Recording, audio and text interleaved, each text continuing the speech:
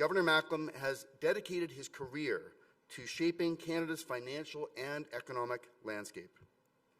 Since his appointment as Governor of the Bank of Canada in 2020, he has led the bank through some of the most turbulent economic times in recent history, steering monetary policy through inflationary pressures, global uncertainty, and now, of course, shifting trade dynamics.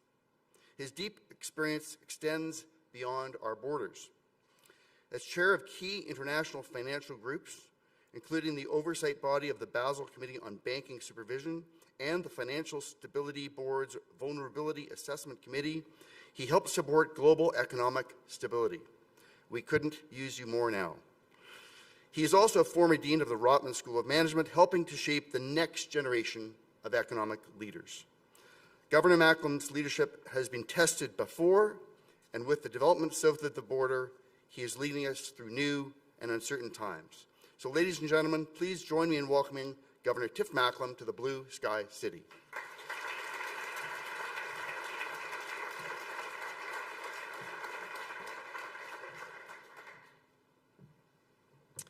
Well, Geraldine, Joe, thank you very much for that introduction. And it's great to be in Alberta.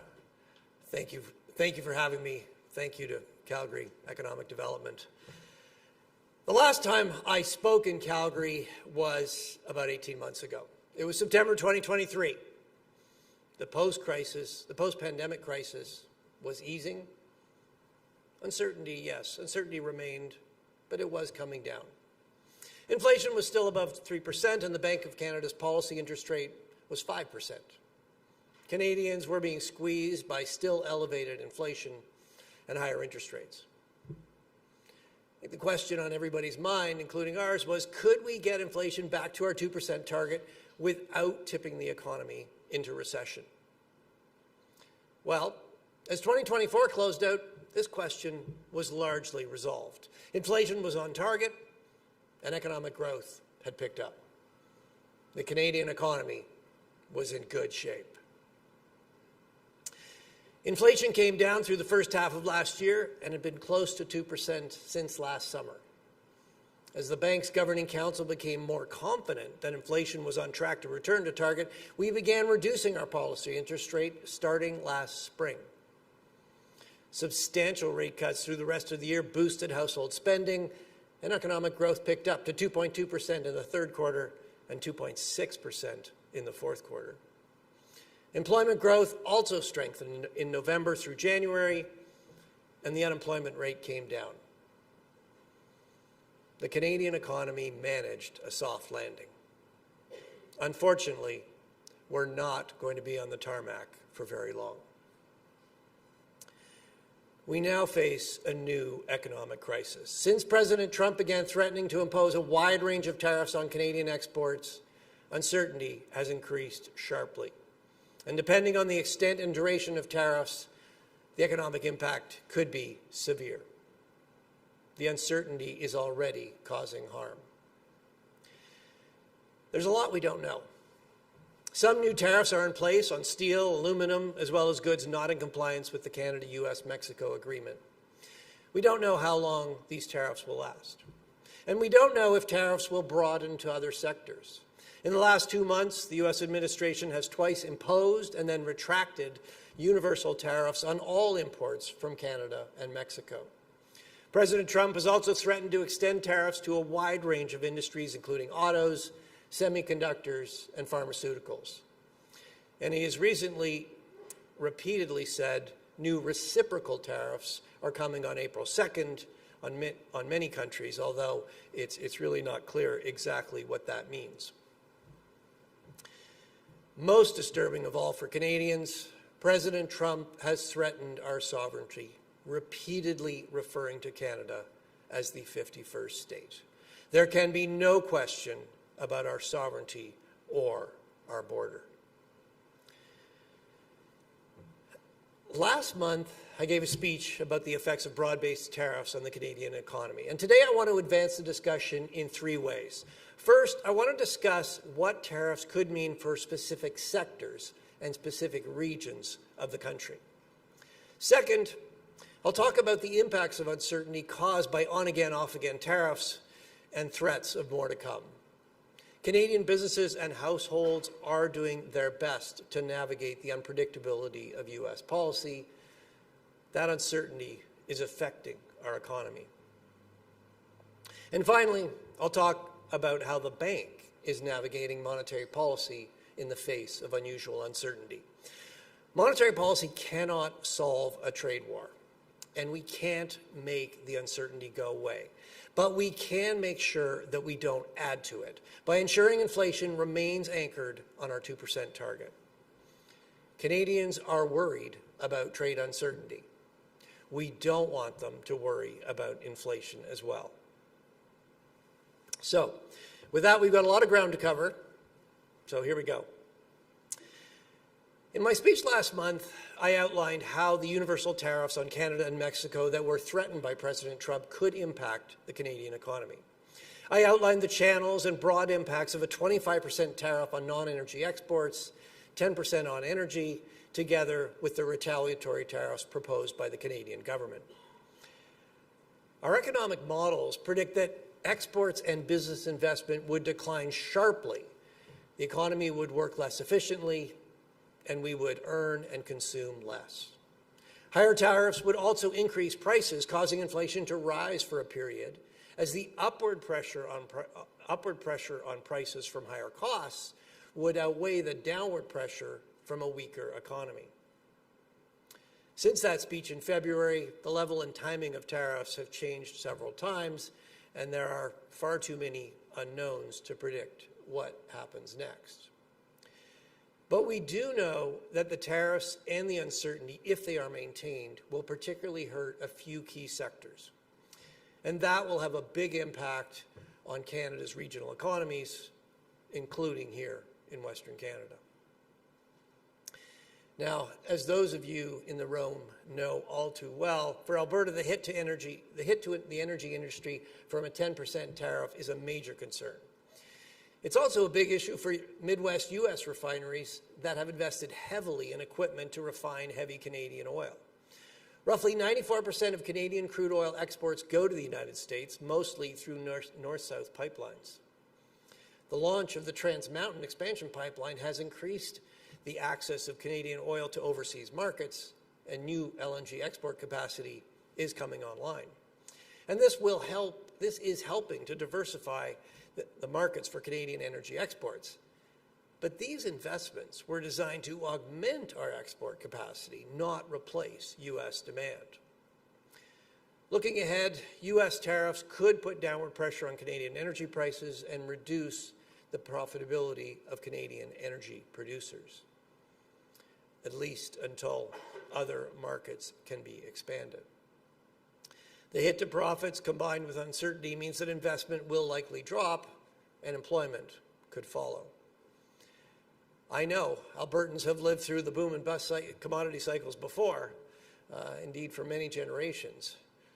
But a threat to the Canada-U.S. energy relationship is not something we've ever had to contemplate. The other prairie provinces are also being affected. The United States has temporarily exempted fertilizers, including potash, from tariffs, and they've lowered the planned tariffs from 25% to 10% for non-compliant exports. But uncertainty remains. Spring seeding will soon begin, and farmers on both sides of the border are already feeling pressure from low grain prices. U.S. farmers import potash from Saskatchewan to add potassium to their soil. Canadian farmers often need U.S. phosphate to fertilize their crops. Other tariffs will have impacts too. Canadian farmers buy a lot of machinery and equipment from the United States. And China has said it will impose a 100% tariff on Canadian canola oil and meal effective today. China is the top market for Canadian canola. The export value is close to $5 billion. It's a very difficult situation so close to planting season and adds to the uncertainty Canadian farmers are already facing. Other parts of the country, particularly Ontario and Quebec, will be disrupted by 25% tariffs on steel and aluminum. In 2024, the United States imported a quarter of its steel and 40% of its aluminum from Canada. Canada imported a quarter of its steel and a fifth of its aluminum from the United States. These cross-border flows mean that these sectors will be hit by both U.S. tariffs and counter-tariffs. It's going to hurt output, and it's going to raise prices. Now, monetary policy cannot target specific industries or regions. We have one monetary policy for the country. But to assess the overall implications of new tariffs, it is critical we understand their impacts industry by industry and how this is affecting and spilling over across regions. The bank's regional offices across the country in Halifax, Montreal, Toronto, Calgary, and Vancouver gather economic intelligence across industries and economic regions. And I'm very pleased to be joined by Farouk Suvankalov, head of our Calgary regional office, which covers the Prairies and Northwest Territories. Our Calgary office is actually our second largest after our headquarters in Ottawa. Now, beyond the impacts of tariffs, the pervasive uncertainty created by the sudden and unpredictable shifts in U.S. trade policy is affecting both the Canadian and the U.S. economies. Trade policy uncertainty measures such as this one shown in Chart 1 have spiked in recent months. After more than 50 years of highly predictable trade policy, there was a sharp increase in uncertainty during President Trump's first term in office.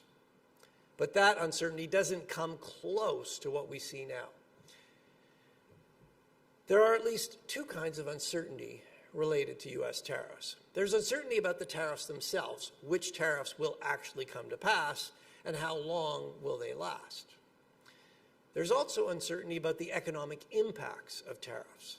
We've not had to grapple with such large, broad-based tariff increases since the 1930s. So let me elaborate. Consumer confidence has fallen sharply in both Canada and the United States. After recovering through last year, the Conference Board of Canada's Index of Consumer Confidence fell to its lowest level on record in March, amid the chaos around U.S. tariffs. And the University of Michigan survey of U.S. consumers also declined, with sentiment now at 2.5-year lows. Last week, the Bank of Canada published new survey data on what we're hearing from households and businesses.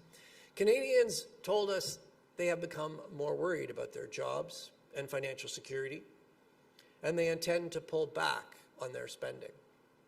That's particularly true for workers in industries that rely on trade, including manufacturing, mining, oil, and gas. Businesses have lowered their sales outlooks, notably in manufacturing and in sectors that are sensitive to consumer spending. Some businesses report that credit has become harder to access. And with a weaker Canadian dollar, the cost of imported machinery and equipment has risen. Businesses are telling us they are delaying or canceling investment projects, and they're scaling back on hiring. Uncertainty is also affecting businesses' pricing decisions. Businesses have told us they face new costs associated with sourcing new suppliers, finding new markets, and managing their inventories. The majority of businesses plan to pass on these costs, as well as the direct costs of any new tariffs, to the prices of the goods they sell. Our surveys also find that near-term inflation expectations have risen in Canada as businesses and consumers brace for higher prices. Short-term inflation expectations of U.S. consumers have also risen materially for the first time since 2022. Finally, this uncertainty is taking a toll in financial markets. Equity prices are down sharply in the last few weeks, particularly in the United States. U.S. stock market indices have fallen about 10% from their recent peaks, and bond yields in both Canada and the United States have come down. Markets are revising down their growth outlook for North America. The damage caused by tariff uncertainty has started on both sides of the border. Now, even if and when we know what tariffs will be imposed, it's going to be hard to know exactly how consumers and businesses will react. It is clear that higher tariffs mean less demand, they mean weaker growth, and they mean higher inflation. The mechanics of tariffs are straightforward. tariffs on Canadian exports will be paid by the U.S. company buying those goods, and that company will pass at least some of the cost onto U.S. consumers. The same goes for retaliatory tariffs on goods Canada imports from the United States. What is less clear is how much tariffs will dent demand and how much of the tariff will get passed on to consumer prices. Will U.S. buyers continue to buy imported Canadian goods when tariffs are added to the bill? Well, if you're buying something that you can't get anywhere else, well, maybe you're willing to accept a 25% price increase. But even then, you're going to buy less of it. And if there are substitutes for the thing you're buying, well, you're going to switch, and Canadian exports could fall a lot. The impact of tariffs on consumer prices will be affected by the strength of demand. In our recent survey, about half of businesses said they intended to raise prices as they cope with higher costs related to both tariffs and uncertainty. And 3/4 of those said they would pass most of the cost increase on to their customers. Now, these intentions may change as economic conditions evolve, and we're certainly going to be monitoring business intentions closely. The uncertainty about the pass-through of higher costs to consumer prices is of particular importance to monetary policy. Our mandate is price stability. Low inflation is the best way we can support Canadians in good times and in bad. So we're watching closely how the costs of tariffs and uncertainty pass through to consumer prices. This chart, chart 2, illustrates the sensitivity of inflation to different assumptions about the speed at which higher tariffs pass through to prices. In all three cases, we assume 100% pass-through, but we vary the speed from 1 year to 3 years. And what you can see is that, well, first of all, before I get to that, just to be clear, different goods are going to have different pass-throughs. So, for example, fruits and vegetables any tariffs will likely get passed through very quickly, almost immediately. These are perishable goods. Prices of more complicated goods with different components and longer-term contracts, the pass-through there will tend to take more time. Our focus is really on the overall response. And what you see in this chart is that faster pass-through, the blue line, means inflation would rise by more, but it would also come down faster, provided monetary policy is doing its job. Slower pass-through, the red line, means inflation doesn't rise as high, but it remains elevated for longer. In all three cases, monetary policy responds with the goal of ensuring that inflation returns to target over time. The more inflationary the impact, the less scope monetary policy has to support the economy. Instead, it needs to put more focus on anchoring inflation expectations, which risk drifting up when inflation rises more and more quickly. So now let me turn to my third topic, how the Bank of Canada is navigating tariff uncertainty. À la base, notre point d'ancrage est notre cadre de politique monétaire, c'est-à-dire notre cible d'inflation de 2%. On ne peut pas résoudre l'incertitude liée au commerce, mais notre engagement à maintenir l'inflation à un niveau bas ne doit faire aucun doute. Les Canadiennes et les Canadiens doivent avoir confiance qu'on va maintenir la stabilité des prix, même pendant les bouleversements mondiaux. On sait que certains prix vont augmenter quand les droits de douane vont être imposés. La politique monétaire ne peut rien y faire.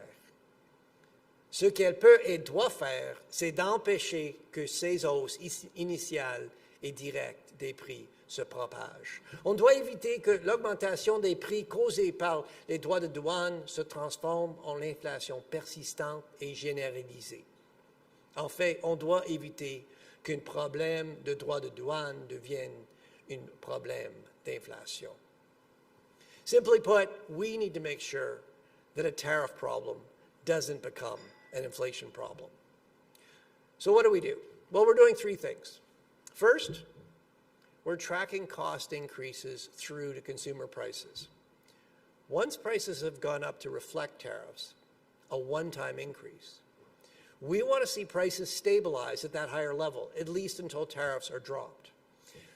We don't want to see price increases become more broad-based or inflation expectations start to move up significantly. Second, we're improving our analysis to better inform our policy decisions.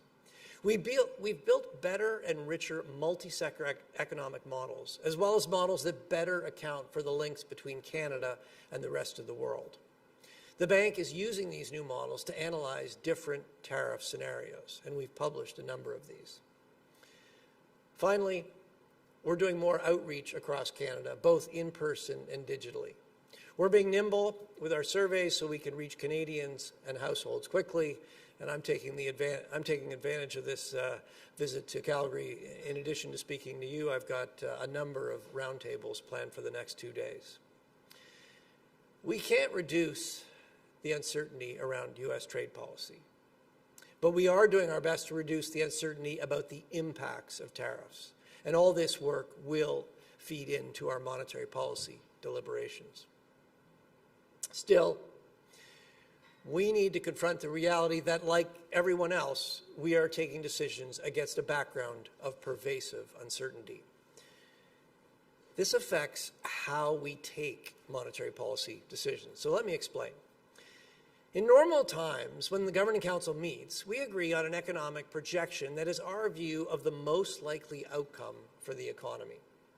That projection is based on economic data, on our surveys, and on the historical relationships that are built into our models. That's our base case. Then we discuss the risks around that outlook. There are always risks. And our monetary policy discussions are geared toward deciding on the best monetary policy given the most likely outcome for the economy and the risks around that outlook. But in a situation of pervasive uncertainty, it's very hard for any of us on Governing Council to have high conviction about the most likely outcome. Several outcomes all look plausible. And different people will weigh the various factors differently. That's natural. It's one of the benefits of having diverse perspectives around the Governing Council table. When we have this high degree of uncertainty around the base case, we give more consideration to the risks. Our focus is less about the best monetary policy for a specific economic outcome, and it's more about policy that works for different outcomes. To see why, consider the alternative. If we were to guess where the economy is headed and make policy to optimize that outcome, we'd risk getting it wrong. Our actions could be ineffective or make the outcome even worse. We need to set policy that minimizes the risk. That means being less forward-looking than normal until the situation is clearer. And it may mean acting quickly when things crystallize. We're going to need to be flexible and adaptable. Okay, you've been very patient. It's time for me to wrap up. I spent much of my time today talking about uncertainty. Unfortunately, the uncertainty we face is going to be here for a while. That is going to make it difficult for Canadian businesses to figure out their best strategy. And it's hard for Canadian families to plan for the future. But we do know a few things. The Canadian economy started the year in good shape. 5 years after the pandemic hit, we have come through an unprecedented global crisis and restored economic growth and low inflation. Interest rates have come down substantially. And because of that, we are in a better position to confront the risks ahead. Monetary policy cannot offset the effects of a trade war. What it can and must do is ensure that higher prices from a trade conflict do not become ongoing inflation. We are committed to maintaining price stability over time. There should be no uncertainty about that. Thank you very much.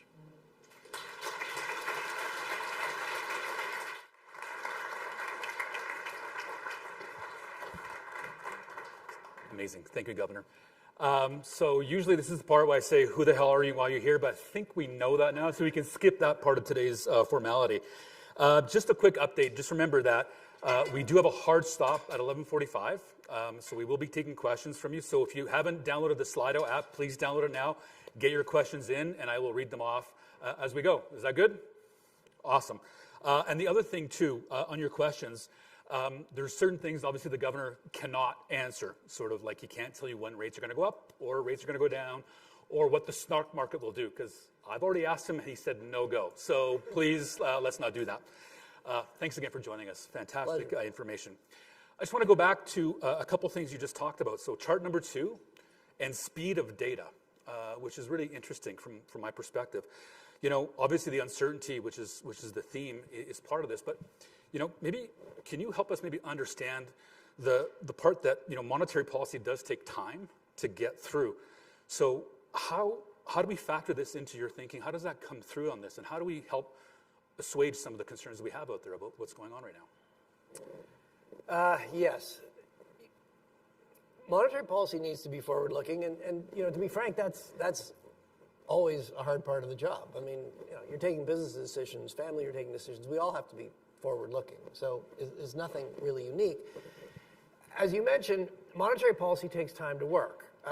You know, we lower interest rates. You know, that feeds through the financial system. That part works pretty quickly, but it takes time to feed through to business decisions, to household decisions. It takes time for people's mortgages to reset.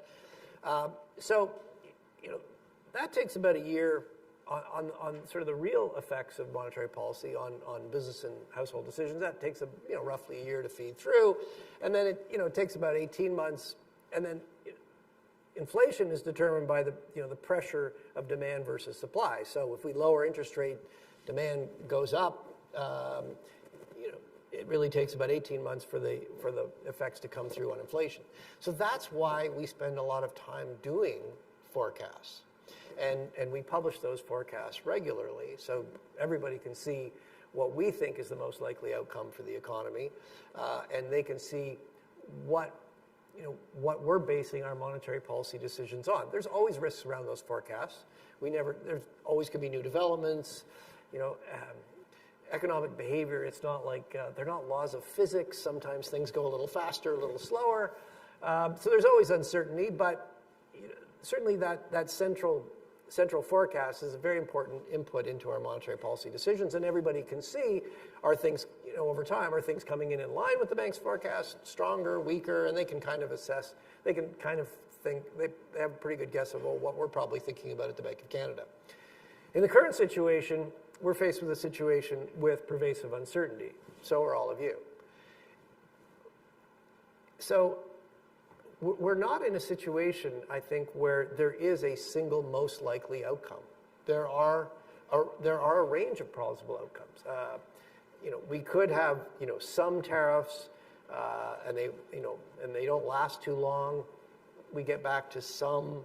I think there is a permanent structural change, but the good outcome is after a lot of chaos, we get down to a serious renegotiation. We get a new trade agreement, and we can move forward. There are much worse scenarios. We get broad-based tariffs that last for a long time. Those have very different implications for the Canadian economy. So in the current situation, we need to think about more than one outcome, and we need to think about policy that would work for more than one outcome. So that's how we're approaching things right now. And what we've said is, we're going to proceed carefully. At some point, things will get clearer, and we can get back to putting more weight, being more forward-looking, put more weight on that most likely outcome in our policy decisions. But as we work through this, we're going to have to be flexible and adaptable. So speaking of flexible and adaptable, we do have a question in from the audience. I'm sure this is not going to be a surprise for you. But does the thinking, the strategy, the policy change depending on who's in power? No. Nice, easy answer. I like that. Okay, follow up on that one. So obviously there's been a lot of oxygen taken up lately about infrastructure projects that we need across the country. We need to open up things. We need to invest in large-scale opportunities. That's going to take a lot of capital. That's going to take a lot of spending from the federal government. How does that impact the thinking from a monetary standpoint? What does that do from the Bank of Canada's perspective? Yeah. Well, just let me just actually put your two answers together. So the answer to your first question is no. The Bank of Canada operates completely independently of the political process, and that independence of monetary policy is an important feature of central banks around the world.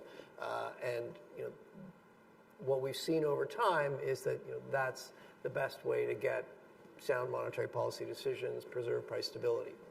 With respect to decisions about infrastructure investment, fiscal policy, tax policy, those are decisions that are taken by elected governments. They have implications for the Canadian economy. And so when governments announce changes in policy, we take those on board and we build those into our forecasts. And they, depending how big they are, they can have an impact on the forecast, and that is something that we would take into account as we take monetary policy decisions. Fantastic. I mean, guess pulling on that thread again, one of the questions we've got in from the audience is about interprovincial trade. Does that have an impact? How does that play into the thinking? And can you provide any context around that? Well, interprovincial trade is getting a lot more attention recently. That's a good thing. One of the very difficult features about a trade conflict is that this looks like a structural change. Let's hope we can get into a more rational negotiation and get back to a good trade relationship. But there's a certain level of trust here that has been broken. This looks like a structural change. What that means is that if nothing else changes, we're going to be on a lower path for our economy than we would otherwise be. We're going to earn less. We're going to consume less because we're going to have less income. The only way to offset a negative structural change is with positive structural reform. And there are a number of things we could do to strengthen our own economic union. And these are things we've been talking about for some time. Perhaps this is the opportunity to get them done. So you mentioned interprovincial trade barriers. Sadly, in some cases, it's been easier to trade north-south than it has across the country. There are too many small differences in regulations across country. There are actual trade restrictions, and there are also a lot of restrictions on accreditations for different professions: engineers, lawyers, accountants, nurses, doctors. They all have provincial accreditations. I mean, if we could cut through these, mutually recognize our regulatory, we could make it easier for commerce to happen east-west across the country. That would be a positive structural reform that could offset at least some of the consequences of this very negative structural shock we're facing with the United States. I mean, it's not easy to replace 400 million consumers overnight, is it? No, it's not easy to replace, and even if we do this, it will take time to have an impact. But there are estimates out there. People have been looking at this for some time. The estimates certainly vary, but all of them are they are big numbers. One of the questions we've got in from the audience again is about the relationship you have with your counterparts around the world. Can you shed some light on some of those discussions? How does that look? How does that feel? And what are you hearing from other parts of the world outside of the U.S.? Yes. So one of the good things about being a governor of the Bank of Canada is you do have a global community. The governors of the other major countries in the world, we get together very regularly. In fact, we were all together a couple of weeks ago in Cape Town, South Africa, for the G20 meeting. and the governors took the opportunity to meet amongst themselves while we were there. And we also, there's something called the Bank for International Settlements, which is in Switzerland, which is kind of the central bank for central banks, and the governors meet regularly there. And I can tell you, it is, unlike most companies where you're competing against your other companies, central banks, we're all in this together. So there's a lot of information exchange. And I can tell you through the last number of years where we've been dealing with an unprecedented pandemic, the biggest surge in inflation in 40 years. These were things that were happening in all our countries. And so comparing notes on what exactly are you seeing in your country, how are you measuring that, how are you approaching that, what are you thinking about in terms of your policy response, what are you worried about, that has been hugely helpful. And I will say that although we have a flexible exchange rate in Canada, as do most of the other countries, and what that means is that we can each gear monetary policy for the needs of our country. But when we show common resolve, it can help all of us. So, when inflation went up sharply, you saw all major central banks raise interest rates forcefully. We all demonstrated a commitment to get inflation back to target, and that helped us all. It reduced global demand for goods. Those supply chain constraints became less binding. Global inflation in goods came down, as well as service price inflation in each of our countries. What that demonstrates is we spent a lot of time talking about negative international spillovers, and we're getting some big ones right now. But when we work together, actually, we can actually create positive international spillovers. So you recently added an external deputy governor to the governing council. Was that, so can you shed some insight into that as to the thinking behind that, what that role is, and what sort of the outcome would be to have that extra sort of set of hands or eyes? Yes. So this is actually the second external deputy governor we've added to the governing council. We had, if you go back a couple of years, we had six. Well, there's four deputies, one senior deputy, and then me as governor. So there's six of us on the governing council. We went down to five full-time internal people, so three deputies, senior deputy, and me. We added one external deputy governor, and we've now added a second. So these are term positions, 2 years. They're 2-year positions, renewable for up to 2 years. And so why did we do that? Well, the reason was to get, I think, some more diversity of perspectives, to get some outside perspective. These people, both of these individuals, they're academics, they're economics professors.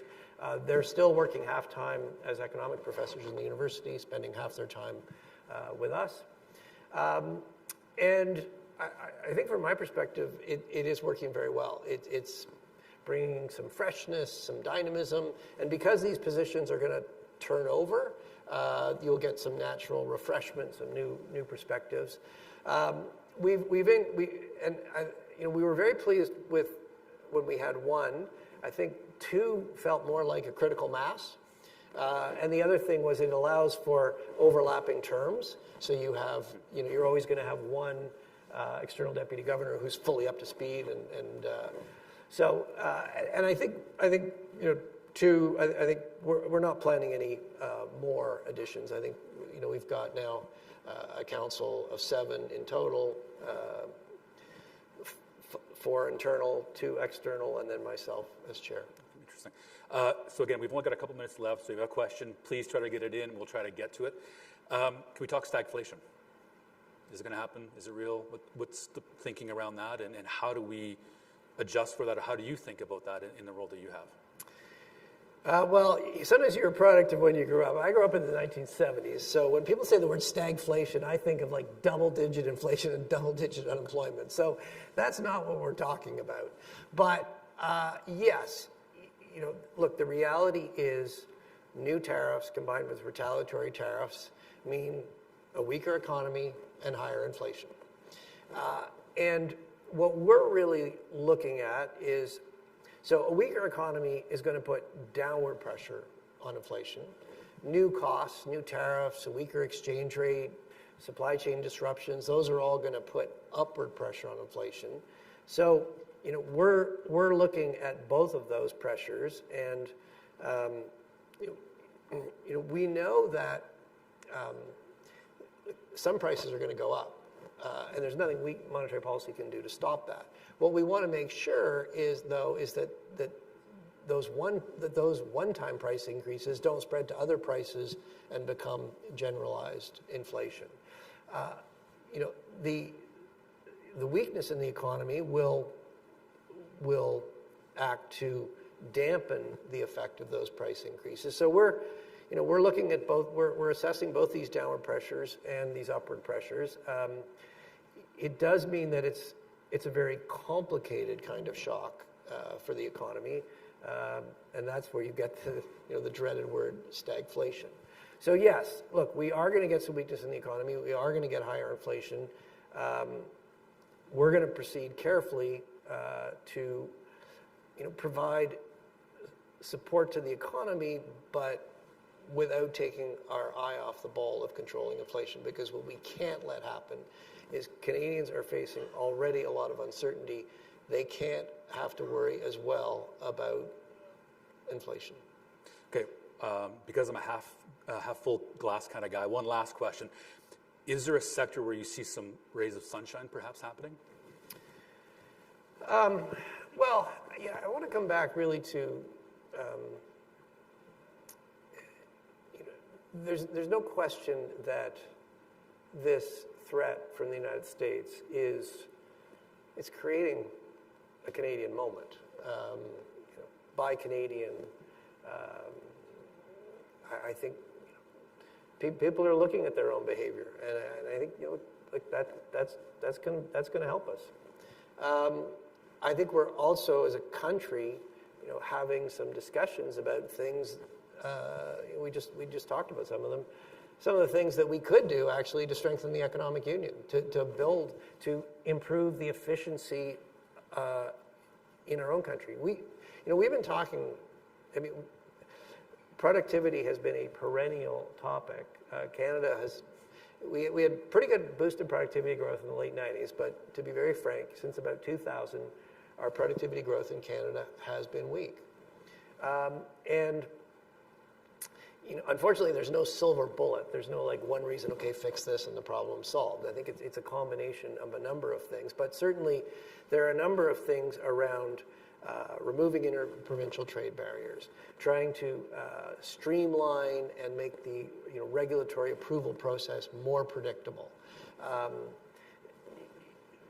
These are things that would make Canada more investable. We need, a lot of our geography is, most Canadians live not that far from the U.S. border, so our transportation links, many of them are north-south. We need to strengthen our east-west transportation links. We need to build out our ports to improve our ability to get goods to foreign markets. And some of these things weren't as much of a priority when we had a trusted trade relationship with the United States. They are a bigger priority today. And so, I think, look, it's not up to the Bank of Canada, but what I can tell you is that the more, productivity growth is a wonderful thing. Productivity growth means for every one of your businesses, you're more competitive. You're going to grow your profitability. You're going to grow your market share. For Canadians, it means higher wages. More productive workers earn higher wages. Higher productivity pays higher wages. For governments, it means their tax base is going to be growing without their cost base growing, because the economy is growing, without needing a lot of extra things. The tax base is growing. And for monetary policy, it means the economy can grow faster without hitting those limits that lead to inflationary pressures. So, I think if there's a silver lining, it's that we put more focus on productivity, more focus on strengthening our economic union. Fantastic. We're at our time. I know the governor's got a huge schedule here. I want to thank everybody for coming out today. Really appreciate you taking the time. I want to thank our Team Calgary partners for, again, supporting the work that we do. I want to remind you of Report to Community on April 2nd. If you haven't registered, please do so. But more importantly, please thank the governor for spending time with us today. Thank you, sir. Thank you. Good job.